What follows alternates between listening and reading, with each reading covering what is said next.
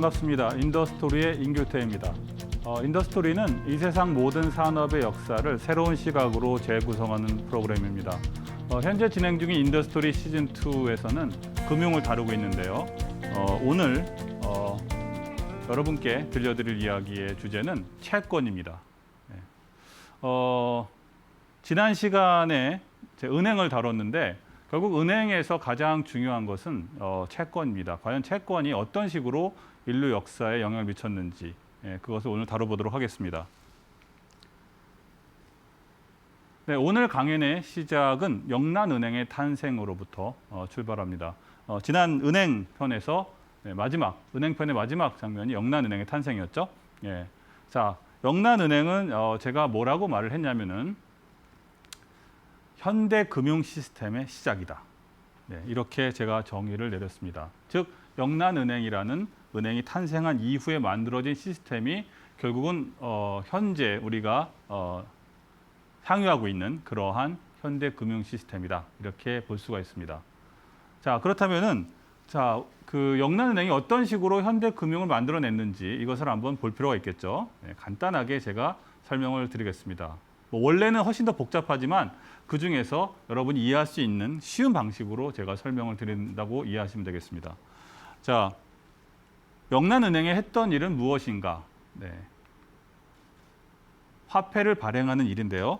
자, 영란은행이 보관하고 있는 맡겨둔 금을 가지고 정부에게 돈을 줍니다. 화폐를 발행해서 정부에게 주죠. 필요한 돈을 융통을 해줬습니다. 그리고 그 대가로 영란은행은 정부로부터 국채를 사들입니다. 결국은 이것이 화폐를 제공하고 그 화폐를 제공한 증명서로 국채를 받았으니까 이것을 화폐를 제공하고 증명서를 받았다고 우리가 말을 할 수도 있지만 이것을 조금 더 다르게 표현한다면 은행이 정부로부터 국채를 사들였다. 이렇게 표현할 수가 있죠. 이렇게 국채를 사들이는 방식으로 화폐를 생산하는, 발권하는 이런 것이 기본적으로 현대 금융 시스템이라고 말할 수 있는 것이죠. 지금도 발권 중에서 상당한 부분은 이런 방식으로 진행이 되고 있습니다. 그래서 이것이 현대 금융의 시작이라고 제가 말을 하는 것입니다. 그리고 은행은 이렇게 해서 사들인 국채를 다시 시장에 유통을 하게 됩니다. 이런 식으로 채권 시장이 이제 형성이 되게 되죠. 자, 그렇다면은 다시 한번 제가 설명을 드리면 영란은행은 금본위제를 통해서 화폐를 발행했다고 제가 말했습니다. 그렇죠? 지금은 이거 금본위제가 아니지만 어쨌든 기본적인 메커니즘은 동일하다. 이렇게 제가 설명을 드렸고요. 자, 그런데 당시에 금본위제는 치명적인 약점이 있었죠. 뱅크런입니다. 뱅크런. 사실 이 뱅크런의 약점은 금본위제에만 있는 게 아니라 지금도 역시 존재하고 있어요. 그렇죠. 자, 그렇다면 이 뱅크런을 피해야 되는데 이 뱅크런을 막는 방법이 무엇일까요?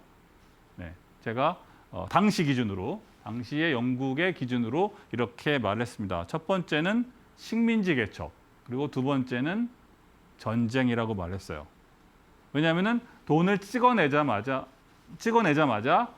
빠르게 곧바로 다른 곳으로 그 화폐를 유통시키는 것이죠.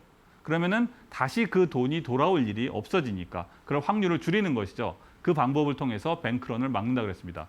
다량의 화폐를 찍어내고도 그 돈이 다시 돌아오지 않도록 하게 되는 방법이라고 말했어요.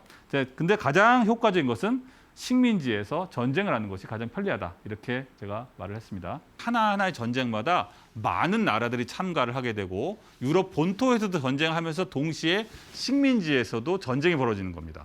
모든 전쟁들이 복잡하게 얽히게 되는 거예요. 그런데 이 전쟁들은 결국은 다 발권과도 밀접한 관계가 있다고 그렇게 말을 할 수가 있습니다. 이렇게 해서 그냥 계속 돈을 찍어내서 돌릴 수가 있었던 것이죠. 그런데 이렇게 해서 끊임없이 전쟁을 벌이면서 결국은 스스로의 함정에 빠지게 됩니다. 즉, 돈에 취해서 더 이상 자신들이 컨트롤할 수 있는 이 봉건 국가들이, 왕정 국가들이 스스로가 스스로를 컨트롤할 수 없는 그러한 상황에 빠지게 됩니다. 그 전쟁이 바로 1차 대전입니다. 1차 대전. 자, 그렇게 해서 연쇄적으로 모든 유럽의 국가들이, 봉건 국가들이 전쟁에 참여할 수밖에 없는 상황이었죠. 왜냐하면 동맹의 동맹, 동맹의 동맹. 한 곳에 전쟁이 나면은 자동 참전 방식으로 모든 나라가 다 전쟁의 소용돌이 빠진 상황이었는데, 문제는 일단 전쟁이 시작되었는데 빠져나올 수도 없었어요. 네. 명확하게 누가 승자가 나야지 전쟁이 끝나는데 전쟁이 고착 상태에 빠진 것이죠. 참호전 때문이죠. 네, 참호전 때문에 한 발자국도 움직일 수 없는, 양쪽 모두 한 발자국도 움직이지 못하고 끊임없는 엄청난 소모전을 벌인 상황이 이어지고 있었던 것이죠. 이런 상황이 무려 4년이 지속됐어요. 그러다 보니까 막대한 전비, 양쪽 모두 전쟁에 참여한 모든 국가들은 이 전비를 조달하는 문제에 봉착하게 됩니다. 네. 1차 세계대전부터는 그 전쟁 기술이 발달하게 되죠. 과학 기술이 전쟁 무기를 개발하는 쪽에 사용되면서부터 대량 살상 무기가 일어나고, 대량 살상 무기가 개발이 돼서 수많은 사람들이 수많은 젊은이들이 사망을 하게 되고, 그리고 자동차가 사용이 되면서 기동력도 늘어나게 됩니다. 규모가 커지게 되죠. 네. 그래서 그만큼 필요한 그 전쟁에 필요한 비용들이 늘어나게 되는 것이죠. 기하급수로 늘어나게 됩니다. 이 문제를 각 국가들은 이 문제를 어떤 식으로든 해결해 냈어요.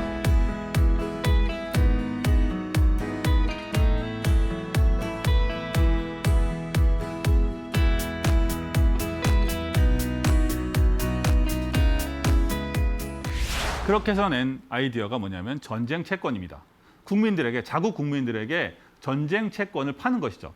그 전까지 전쟁에서는 사실 그 채권, 전쟁 때문에 채권을 발행하게 되는데, 그 거래는 은행과 정부와의 거래였어요. 대부분이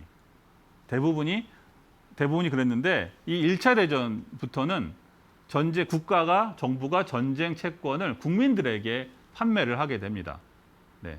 그렇게 돼서 이런 현상이 벌어지게 되는데, 그래서 애국심에 호소하게 되죠. 네. 그래서 독일, 오스트리아, 독일, 그리고 영국도 전쟁 채권을 발행을 하고, 그리고 이탈리아도 발행을 합니다. 심지어 거의 대부분 시간 동안 그 전쟁에 참여하지 않았던 미국도 전쟁 채권, 이 기회에 전쟁 채권을 발행하게 됩니다. 여기 보시면 영어로 써 있게 되는데, 참전하지 않으면 투자하라, 이런 그 선전 문구를 사용합니다. 네. 돈이라도 내라, 이렇게 되는 것이죠. 여기서 중요한 점은 이 전쟁 채권이라는 것이 결국 뭐냐면 약간 로또 같은 개념이 되는 거예요. 전쟁이 이기게 되면은 큰 수익을 얻을 수가 있는, 그렇게 됨으로써 또 한편으로는 이 국민들이 전쟁 채권을 사는 과정에서 굉장한 애국심을 갖게 된다, 이런 효과도 있습니다. 네. 이런 부수 효과가 있었죠. 그런데 이렇게 전쟁 채권을 1차 대전이 발생을 하고 1차 대전의 전비를 조달하기 위해서 각국이 경쟁적으로 전쟁 채권을 공모하는 상황에서 그 상황을 지켜보던, 유의주시하던 그룹이 있었습니다. 그 그룹이 바로 이제 사회주의 혁명 세력들인데, 이 사회주의 혁명 세력 내에서 커다란 갈등이 발생을 하게 됩니다. 자, 어떤 갈등이 발생하게 되느냐? 이 갈등의 주인공이 누구냐면 블라디미르 레닌입니다. 레닌. 우리가 잘 알고 있는 그 볼셰비키 혁명을 일으켰던 이 레닌이 그 전에 볼셰비키 혁명을 일으키기 전 얘기예요. 네. 당시에 이제 유럽에서 망명을 하고 있었는데, 그때 당시에 유럽 내에 혁명 세력들에서 거의 지도자 위치에 있었습니다. 그런데 그 당시 상황을 보니까 이게 큰 전쟁이 일어날 것 같아요. 곧 언제 어디선가 터지지만 커다란 전쟁이 일어나게 되고, 그 전쟁이 일어나면은 모든 유럽의 국가들이 다 참여할 수밖에 없는 상황이 벌어진 것이죠. 그래서 그런 것을 감지하고 이 혁명의 주도 세력들이 바젤 선언을 하게 됩니다. 1912년에 1차 대전 일어나기 2년 전이죠. 그 바젤 선언이 뭐냐면은 플로레타리아는 자본가의 이윤이나 자본가 또는 이윤, 그리고 왕조의 야망을 위해 서로 싸우는 것이다. 그것을 범죄라고 그렇게 정의를 하게 됩니다. 즉 노동자, 프롤레타 연맹, 이 사회주의 혁명 세력들 관점에서는 자본가도 나쁜 놈들이고 이불이고, 그리고 왕조, 봉건 왕조 역시 타도돼야 할 대상인 것이죠. 이 둘이 결국은 뒤엉켜서 싸울 것이다. 자, 그래서 만약에 자기들 예상대로는 곧 전쟁이 일어날 건데, 이렇게 전쟁에 온 유럽이 전쟁의 소용돌이에 빠지게 되면은 그때에 프롤레타 혁명을 일으키자. 그래서 우리의 세상을 만들자. 이런 식으로 이제 미리 선언을 한 것이죠. 자, 이렇게 선언을 한 상태였습니다. 그런데 막상 이제 실제로 전쟁이 일어났어요. 전쟁이 일어나면서 사회주의 혁명 세력 내에서 조국 방위주의라는 그룹이 형성이 되게 됩니다. 이게 뭐냐면 조국 방위주의가 뭐냐면은 1차 대전이 벌어지면서 각국의 사회주의 혁명 지부의 사람들이 자국의 전쟁 채권 발행에 동조를 하게 되는 거예요. 이쪽에 배신을 한 거죠. 네. 사회주의 혁명 지도부는 전쟁이 일어나게 되면은 우리 그 노동자들의 혁명을 이루자 이렇게 주장을 했는데 그 약속을 깨고 막상 전쟁이 터지니까 이 혁명 세력들이 자기네 나라에 응원하게 되는, 자기네 나라에 참여하게 되는 것이죠. 완전히 이 상황에서 격렬한 갈등이 일어나고 결국은 사회주의 혁명 세력이 크게 분리가 됩니다. 쪼개지게 됩니다. 네, 분열이 일어나게 되죠. 네, 그래서 결국은 레닌은 1차 대전 마지막에 러시아에서 혁명을 성공하게 돼서 공산주의 국가가 이제 탄생을 하게 되고 소비에트 연방이 탄생하게 되는데 그 반대쪽에 있었던 조국 방위주의자들은 어떤 일이 벌어지는 일을 이제 이해를 해야 됩니다. 자, 그 대표적인 인물, 조국 방위주의 쪽에 섰던 대표적인 인물이 바로 여러분이 잘 아는 베니토 무솔리니입니다. 자, 여러분이 잘 모르는 부분이에요. 우리가 파시즘의 원조였던 베니토 무솔리니는 소시적에 원래 사회주의자였습니다. 굉장히 열심히 했어요. 굉장히 능력도 뛰어났고 사회주의 선봉에 섰던 사람이 이태리의 사회주의에서 중요한 역할을 했던 사람입니다. 그런데 1차 대전이 터지면서 생각을 바꾸게 돼요. 바꾸고 조국 방위주의에 따라서 이탈리아 군에 참여해서 실제 전쟁을 수행을 하고 거기서 부상을 입게 됩니다. 네.